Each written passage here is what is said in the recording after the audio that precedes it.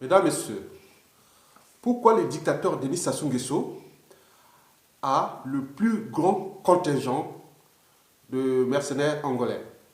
Pour répondre à cette question, il faut d'abord faire un peu d'histoire.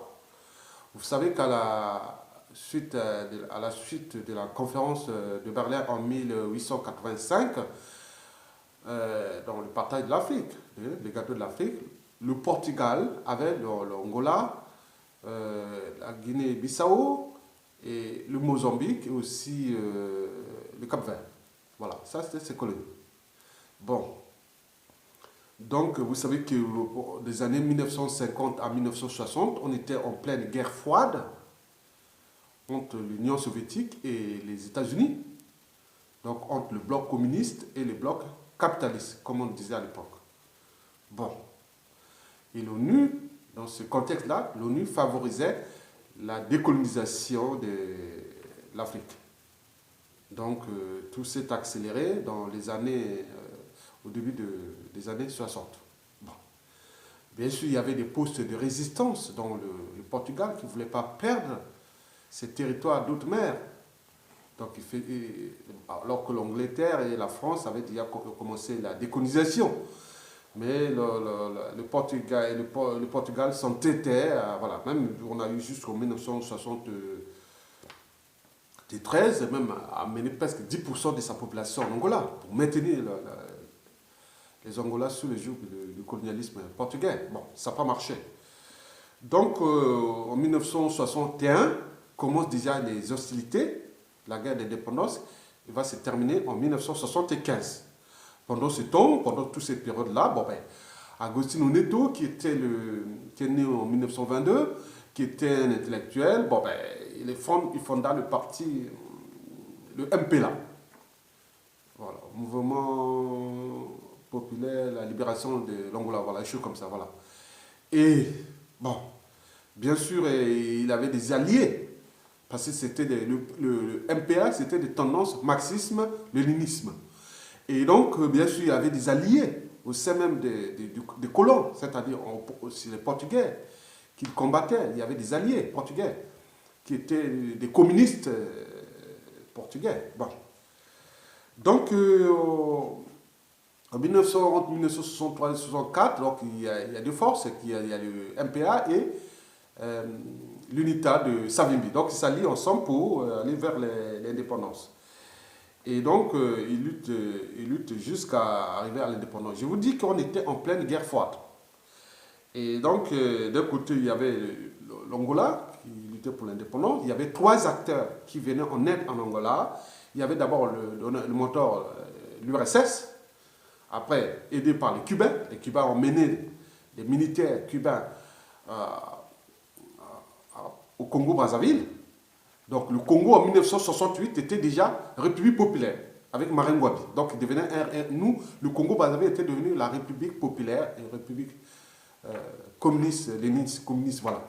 Et donc, c'est devenait une base arrière de l'Angola pour aider non seulement l'indépendance de l'Angola, mais aussi de la Namibie, c'est-à-dire dans la SWAPO, qui étaient tous ces mouvements-là, voilà. Donc, de l'autre côté, bon, les territoires, de l'autre côté, il y avait l'Afrique du Sud, d'apartheid, plus la Namibie, aujourd'hui, qui était appelée République Ouest africaine, voilà, des choses comme ça. Bon, aidé par les États-Unis et le Royaume-Uni. Bon, l'Angola accède à l'indépendance le 11 novembre 1975. Agostinho Neto devient président de la République. Donc c'était vraiment les amis de Martin Ngouabi. Donc, Agostinho Neto et Martin Ngouabi, c'était vraiment la symbiose avec le Fidel Castro. Donc, c'était les triangles dans cette sous-région. Il y avait d'un côté les Congolais de Martin Ngouabi, de l'autre les Angolais d'Agostinho Neto, et puis le régime cacique, donc les Cubains, voilà, qui nous aidaient. Beaucoup de mercenaires, beaucoup de militaires cubains étaient basés d'abord à Pointe-Noire, puis dans le club du Cabinda. Bon, donc 79, 77 d'abord, Martin Ngouabi meurt, voilà. bon, assassiné. Bon, 2 ans après, Agostino Neto meurt à Moscou. Donc il avait 57 ans, il est mort en 79. Donc Dos Santos devient président de la République populaire d'Angola et jusqu'à nos jours. Bon, de l'autre côté aussi, bon, Sassou Nguesso accède aussi au pouvoir. Bon. Donc, il faut savoir que bon, quand il y avait la guerre là, Sassou Nguesso était, la guerre d'Angola, Sassou Nguesso était ministre de la Défense et de la Sécurité du commandant Marine Wade. Bon. Donc, on arrive en 1989, c'est la fin du mur de Berlin. Et donc, le Congo, chez le Congo-Brazzaville, bon, nous, on fait une conférence nationale et puis l'accession à la démocratie en 1992. Bon, le président Pascal Lissouba bon, fait 2 erreurs, voilà, deux erreurs. D'abord, il va s'allier, au lieu de s'allier avec Dos Santos, bon, il va se lier, Eduardo Santos va se lier avec Savimbi, qui était déjà en phase terminale, quoi, c'était foutu pour lui, quoi. Et de l'autre aussi, du côté de Mobutu. Bon, Mobutu était aussi, voilà, donc, bon, Lissouba, bon, tout ça brûlait, hein, parce qu'il avait des ennemis en République démocratique du Congo, puisque Mobutu a été éjecté après, et aussi, du côté d'Angola, Savimbi n'avait plus de marge de manœuvre. Bon, donc, le président congolais se trouvait tout seul, voilà, donc, avec une armée qui est déjà détruite depuis, bon, voilà. Mesdames, Messieurs, bon, donc, bon, bien sûr qu'il y a le problème de l'enclave du Cabinda. Vous savez que l'enclave du Cabinda, bon, il y a eu des services, pourquoi les services secrets français ont monté de toutes pièces en 1976, les FLEC, qui étaient financés ici à Paris par les services secrets français, Front de libération de l'enclave du Cabinda. Parce que l'enclave du Cabinda, c'est un petit territoire qui est à l'intérieur du Congo-Brazzaville, les mêmes tribus. C'était même le rêve de Marine Ngouabi. Moi, en fournissant l'effort de guerre que le Congo a aidé à l'indépendance d'Angola, nous avions ce territoire-là. On aurait pu le récupérer pour nous devenir la province du Congo, Brazzaville, puisque c'est dans notre territoire. Et aussi, même si on ne pouvait pas le récupérer, on peut les mettre pour qu'ils deviennent indépendants tout de suite. Marine Ngouabi a manqué de stratégie à l'échelle de l'enclave du Cabinda. Bon, l'enclave du Cabinda, c'est quoi? C'est 90% de la production du pétrole de l'Angola. Vous savez que l'Angola est le 3e pays producteur du pétrole du continent noir. Vous imaginez, c'est en territoire congolais. Vous voyez les erreurs que Marine Ngouabi a fait. Bon. Maintenant, pourquoi le dictateur Sassou Nguesso a le plus grand contingent de mercenaires angolais? Bon, bien sûr, la réponse est là, parce que pour l'Angola, d'abord, il ne faut pas qu'il y ait les stabilités en République. Il faut que la République du Congo-Brazzaville soit faible pour que lui, il prospère. Voilà, il était même faire des intrusions même en République démocratique du Congo. Parce qu'en République démocratique du Congo, l'Angola vole le pétrole large de Matadi et il vole le pétrole de la République démocratique du Congo. Bon, donc il y a des tensions, même si Kabila fait l'Est lambé et l'Est comme ça, mais si ça change là-bas en République démocratique du Congo, sur ce problème particulier du pétrole et des frontières, l'Angola aura des problèmes, des soucis. Et aussi le Congo, parce que le régime qui va venir après, certainement, si démocratiquement il y a des démocraties, ce sera un régime du Sud. Et là, dont la plupart des tribus sont autour de cette enclave du Cabinda. Donc il risque de déstabilisation de l'enclave du Cabinda si le Congo restaure l'autorité de l'État et des forces et des armées. Bon voilà. Donc, bon, il faut dire que nous ne sommes pas contents parce que, vous voyez par exemple les conséquences déjà l'affaiblissement des armées congolaises. En 2013 par exemple, l'Angola a fait des incursions au territoire congolais, sans que les armées congolaises, les ministres de la Défense, autres puissent réagir. Et donc, ce qui a heurté la sensibilité de la plupart des patriotes congolais. On dit, mais c'est pas vrai. Donc, aujourd'hui, la question n'est pas... Il n'y a pas eu d'explication ou de précision de la part de l'Angola. Mais cette histoire n'est pas terminée. Il est dans la mémoire de la nouvelle classe politique congolaise. C'est un sujet à traiter dans l'espace et le temps. Mesdames, Messieurs. Bon, aujourd'hui, l'Angola a le plus grand contingent de mercenaires, bien entendu. Ils étaient 800, maintenant là, ils sont passés à... Il a fait venir encore 1500 ces derniers jours.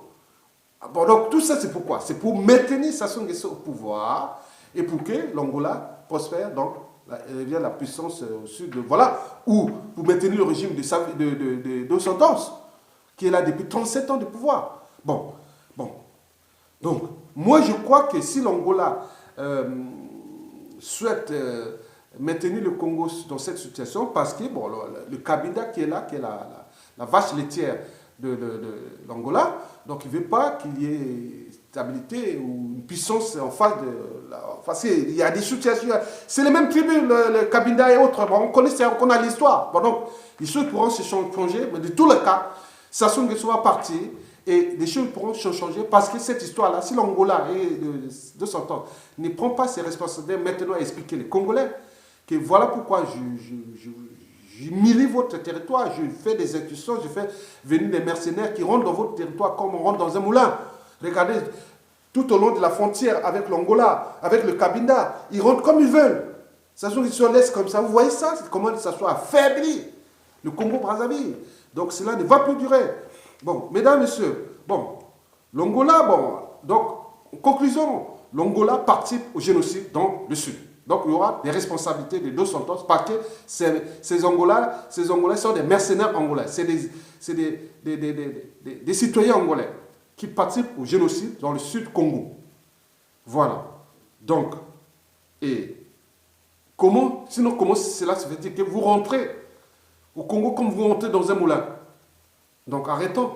Donc, la question là sera bien faite. Donc, si l'Angola, le dictateur Denis Sassou Nguesso a le plus grand contingent de mercenaires angolais, c'est pour le régime une façon de maintenir d'abord le peuple congolais sous sa domination parce qu'il a affaibli les armées congolaises. Donc, le Congo n'a plus d'armée. Hein. Vous voyez tous les gens là, colonels, lieutenants, c'est que des escadrons de la mort contre le peuple. Ce n'est pas l'armée qui défend le territoire, le peuple. L'armée doit défendre le peuple. Il doit défendre son territoire. Mais là, que dalle. L'armée congolaise ne défend plus son territoire.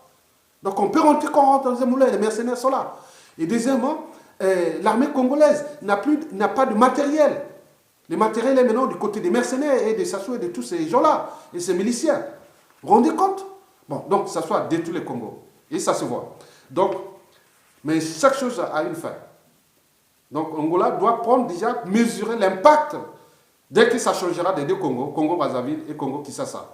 Avec d'un côté, le côté du Congo-Kinshasa, le problème particulier du pétrole et des frontières, et nous aussi, cette humiliation que nous avions subie depuis 2013 à nos jours.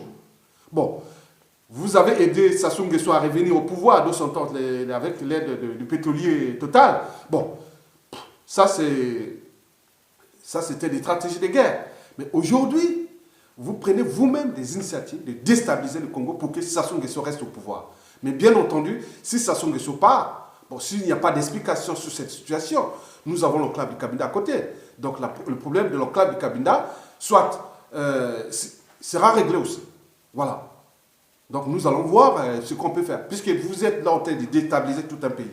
Mais qui ne dit pas que les deux Congos aussi puissent déstabiliser l'enclave du Cabinda. Donc il faut éviter ce genre de tensions, il faut des explications d'un côté sur la situation de 2013, que vous avez fait des incursions. Deux, arrêtez d'envoyer des mercenaires là-bas. Retirez vos mercenaires et maintenant. C'est pour la survie de vous-même, de vos intérêts sur ce bloc-là qui est entre les territoires des deux Congos, Brazzaville et Kinshasa. Donc vous devez arrêter d'envoyer des mercenaires. Voilà. C'est déjà ce sera le premier signe que vous êtes revenu dans la raison. Le régime de Dos Santos est revenu à la raison. Donc si vous ne le faites pas, vous continuez à faire, faites. Il n'y a pas de problème. Mais il ne va pas tuer tous les Congolais. Vous n'avez pas envahi le Congo. Non, jamais. Donc, de toute façon, il y aura une réaction après. Et les conséquences après, je vous dis. Donc nous avons besoin d'explications sur, d'un côté, l'incursion que vous avez faite en 2013. Voilà. Et deuxièmement, nous avons besoin d'explications pourquoi vous envoyez des mercenaires. Le plus grand contingent des mercenaires vient d'Angola. Après, il y a les Rwandais, les Burundais, les Tchadiens. Voilà. Il faut que vous nous expliquiez pourquoi. Sinon, si ce n'est pas possible, bon, retirez vos mercenaires. À ce moment, vous pouvez revenir dans l'Europe. Mesdames, Messieurs, je vous remercie.